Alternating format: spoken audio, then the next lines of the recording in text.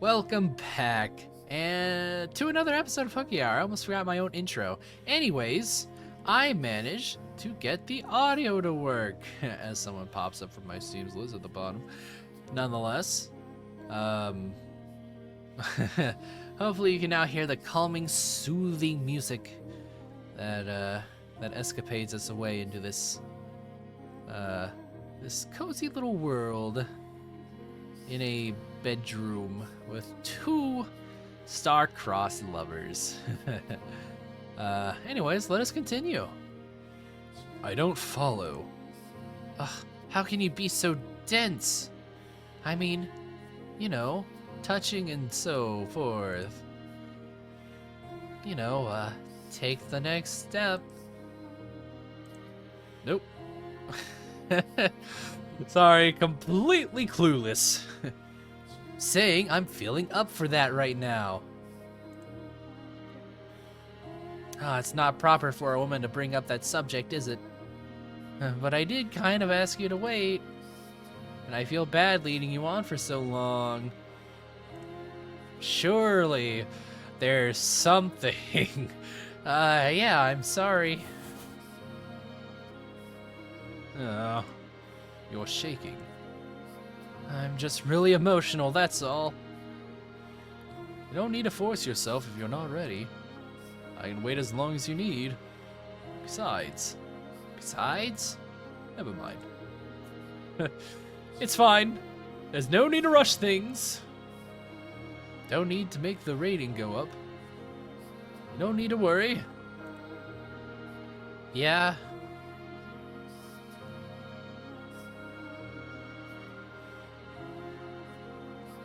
I wrote 2 letters, one to my brother and one to my mother. One so Gazelle could return, and one to give a middle finger to my mother, and one so I could be myself. To demonstrate who I was, I had to prove that I was not cursed. For failing to do that would not only bring her grief, it might become the final crack in the identity I'd built up for myself. I had to convince her that I was neither demon nor angel, but a human man who had fallen in love with a human woman.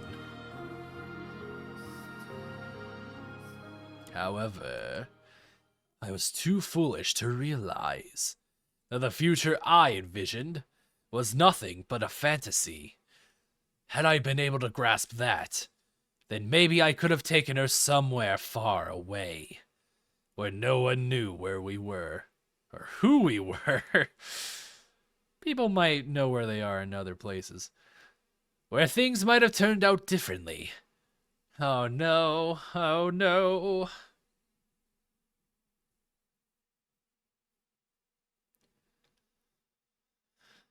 It's been really foggy out lately. I'd rather if we left when it was clear. It would be terrible if the coachman rolled the carriage because he couldn't see where we were going. If there wasn't so much fog, I would have probably been able to see little columns of orange evening sunlight fighting their way through the trees. But the milky white mist seemed to swallow up all the light, leaving nothing for the surrounding area. It was rather dreary weather. I wondered when they'll be here.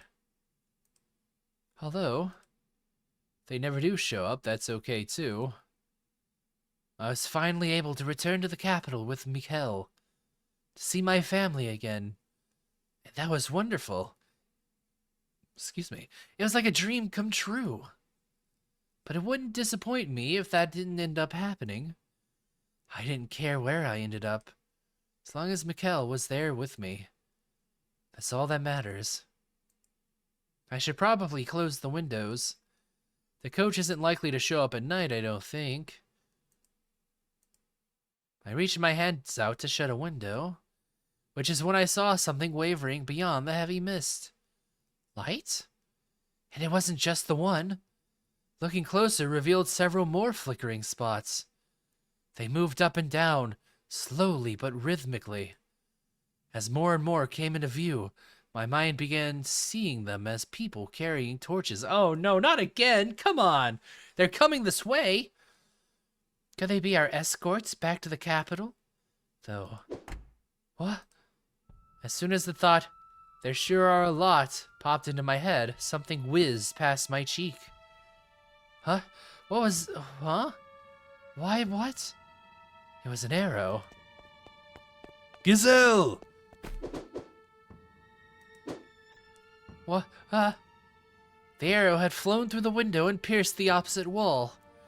Had Mikhail not knocked me out of the way. Gazelle, are you okay? I'm fine. But what?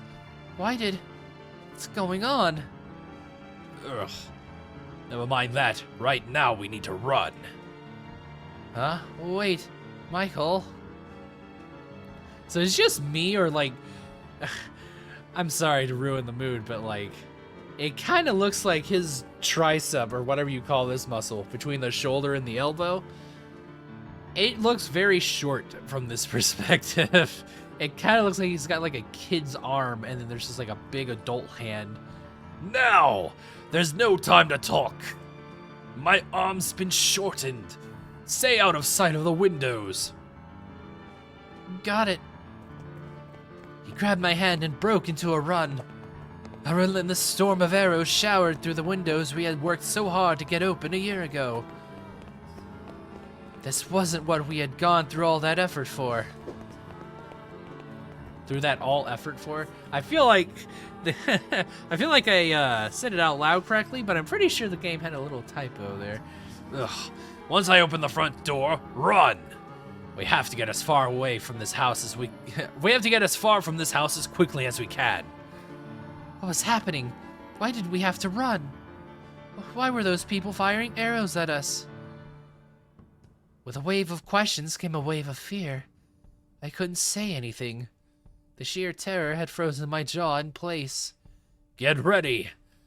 I nodded, squeezing his hand tight. I knew it would just be another obstacle to a safe escape, but I didn't want to let go of his hand. I was afraid that if I did, I would never be able to hold it again.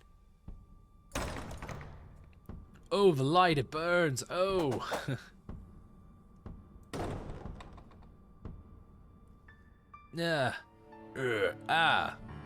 Are you alright? I'm fine, but how? There are people out front too?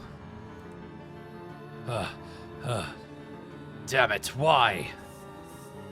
Several arrows were sticking out of the floor before us. Beyond the door, where Michael had managed to shut almost immediately, rang a cacophony of whoosh thump, whoosh thump. We can't escape? Why? What's going on? Damn it! With a deep scowl, Michael barred the door, and all the while, the arrows kept flying. The panic in the air kept growing thicker. I don't understand. Why, how did they... only a handful of people know about this place. Yep. Oh. This is all my fault. It's because I told the villagers about this place. They think a demon lives here, not a human. So they're here to tear down the house. They've made weapons, bows, just for this. I don't. There was a deep rumble, and the ground below us shook. I almost fell to the floor. They're trying to break down the door, it seems. Mikhail, I'm so sorry. This is all my fault. Because of what I did. No. What? It's not your fault, it's mine. Michael? I challenged her, and because I did, she made my curse real. What are you talking about, Michael? This way, run! Oh man, this is the witch's doing. Michael dragged me through the mansion's corridors until we reached the chamber with a stained glass window. At the far end of the room sat a small door. Where does it lead?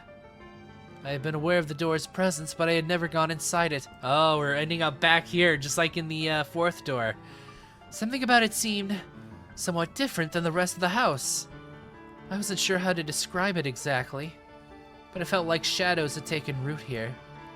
The observation tower. tower? But if we go up there, we're putting ourselves in a corner. Doesn't matter where we go, they have us trapped. There's a chance that up here. He didn't finish that thought, however. He opened the door, leading me into the tower, his face deathly pale. This is getting intense. Back up the golden staircase.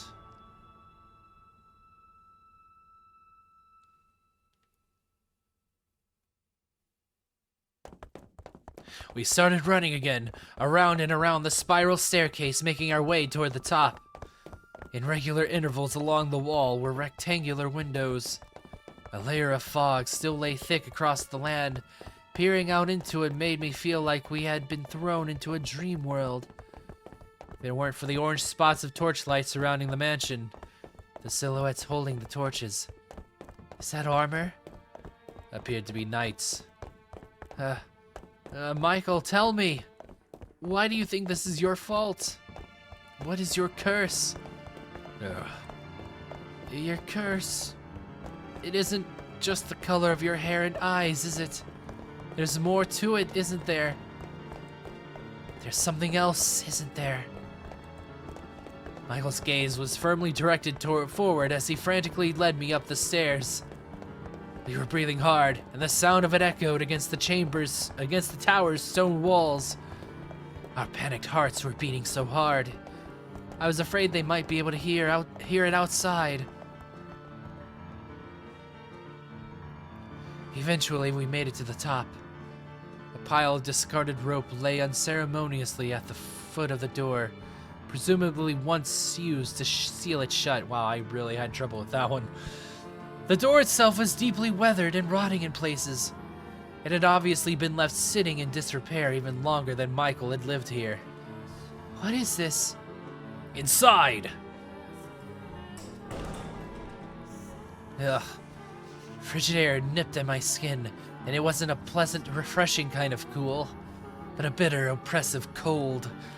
This room felt unlike any other in the mansion. This is an observation tower. You can't even... There once would have been windows allowing you to see in all directions around the mansion, but all that remains now is that tiny opening near the ceiling.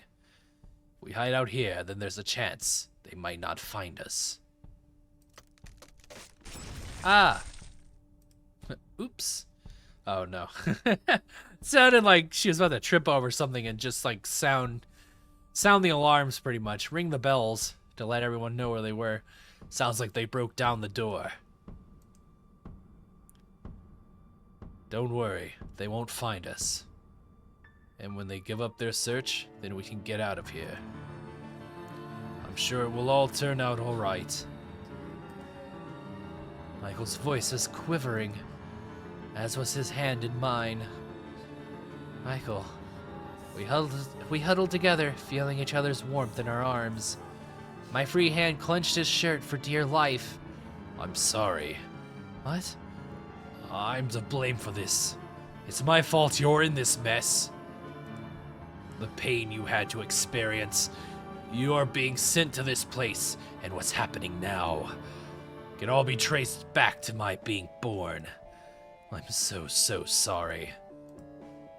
Why was he apologizing? Why did he insist this was his fault? Why wouldn't he tell me what his curse was? Why were people trying to kill us? Right.